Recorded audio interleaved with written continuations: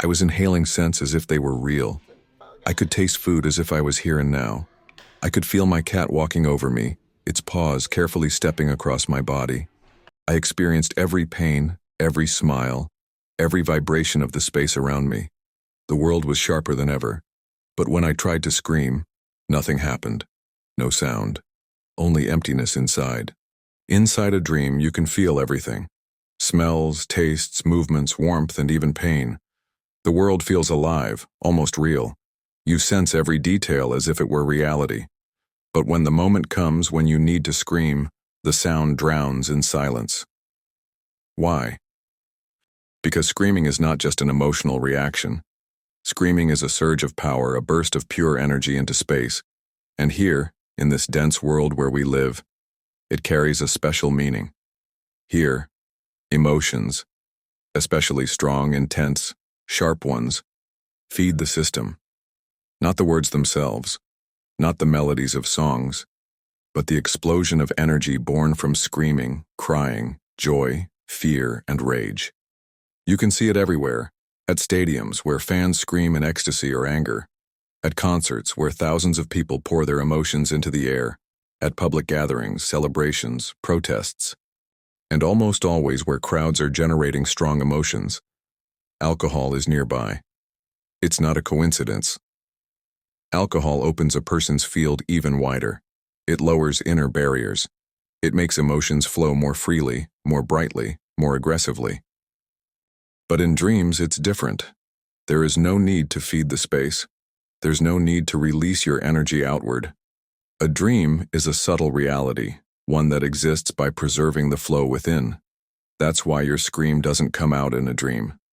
That's why you are taught to remain silent inside the dream, to keep your energy within. The scream is needed here in this dense layer of reality. Here where human emotions are gathered, redistributed, and converted into light or darkness. That's why your scream in a dream drowns in silence, because it's meant for here, where your strength fuels the movement of this world. In dreams, you can experience almost everything. Sense feel real, even if in waking life you've lost your sense of smell. People who have lost it often smell flowers, coffee, fresh air in dreams. Touch feels alive. You can feel the wind brushing against your skin, the warmth of a hand holding yours. You feel the beating of a heart breathing, the warmth of a body next to you. Women often say they dreamed of giving birth, and the contractions felt as real as in waking life. They felt everything, the pain, the tension, the release. And there was no difference between dream and reality. In dreams, you can cry, laugh, feel joy or fear. Every emotion is real. And yet there's always one door that remains closed. The scream. You can feel the urge to scream, feel the tension in your throat, but no sound comes out. It's like someone invisible is holding your throat. As if, at the last moment, the energy transmission channel is shut down. Why? Because a dream is not just an illusion. It's another level of reality where saving energy matters, not releasing it. In dreams, you learn to preserve what you so easily lose here. There's no need to explode. Your energy is your treasure there. You can experience love, pain, happiness, fear, but you cannot waste your inner fuel. The scream stays locked. It waits for the moment you open your eyes again, for the moment when you return to the place where emotions power the world. It might seem that emotions and screaming are just natural human responses. But what if there's something more behind it? What if there are forces that collect this energy? When you release a strong emotion, especially an uncontrolled one, you open your energy cocoon. At that moment, your energy becomes available. I remember a movie. I won't spoil it, but the main character, after a special ritual, started seeing entities. He saw how in moments of emotion, especially addiction, anger, fear, entities would come out and feed on people's outbursts. At first, the movie looked funny, but behind that light cover was a terrifying truth, because that's exactly how this world works. When you open the news, what do you see? Disasters, diseases, tragedies.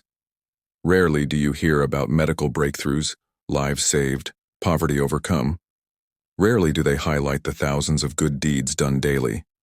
Because negativity triggers strong emotions: anger, fear, helplessness, disappointment. These emotions tear open your field. They make you vulnerable. And at that moment, the entities, those you can't see with ordinary eyes, feed off your release. They fuel themselves. They strengthen the vortex to extract even more energy. Those who build the matrix of fear need constant emotional turbulence. They need you to worry. They need you to be afraid. They need you to scream inside, even if you stay silent on the outside. Because even silent suffering emits the frequency they feed on. That's why you're surrounded daily by triggers: news, comments, provocations, scandals. Even in the most harmless videos, you'll find inserted phrases, hints, provocations, all designed to maximize emotional surges. Sometimes they use positive news to trigger frustration, announcing increases in benefits or pensions, but when you hear the details, the amounts are ridiculous. You discuss it with friends, you share it online, you generate another wave of irritation, and once again, energy is released. It's a delicate game, not always through screaming, sometimes through false hopes. But the goal is the same: to stir up emotions, to drain energy. Because in this world, anger, outrage, even silent resentment is currency, and those who know how to harvest it will never miss a chance. So next time you feel the world pressing on you, when the air thickens with fear or anger, stop. Remember, not every emotion you feel belongs to you. Sometimes your emotions are a tool in someone else's game, and awareness becomes your shield. You have a choice.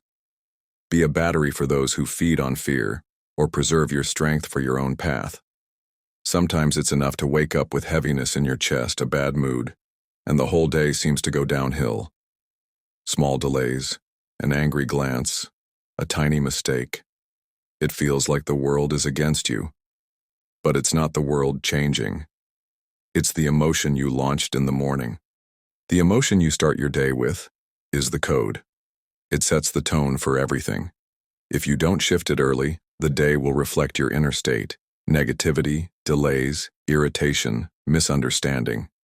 That's why it's crucial to notice it.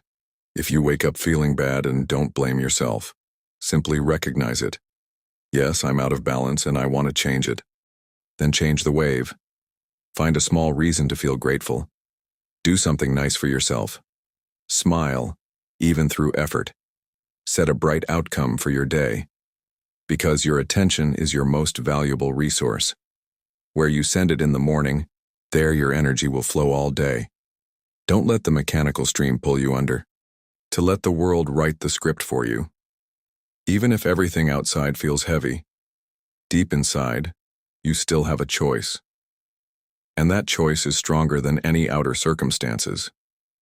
We were always taught to dream before falling asleep, to meditate before bed, to tune into the best possible future before drifting into sleep.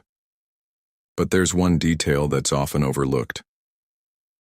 When we fall asleep, we enter another world, an illusory space, and the emotion we create before sleep may dissolve there without truly influencing our real day. In dreams, we are mostly observers. We experience images and symbols, but we don't fully control them. True control begins in the morning, in that very second when you open your eyes, when your mind is still clear, when your energy field hasn't yet been infected by the outer streams. That is the moment for your real meditation. Without even getting out of bed, just lie still for a few minutes and consciously create your morning. Imagine your day being light. Imagine meeting the right people. Imagine your tasks unfolding effortlessly. Imagine a smile accompanying you everywhere you go. This is the programming of a new reality. This is the launching of the right wave. It's the morning, not the evening, that truly sets the course for your day. Because in the morning you still stand at a crossroads, and your inner state decides which path you'll take. 5 minutes in the morning can change your entire day, and sometimes your entire life. Thank you for watching. See you in the next video.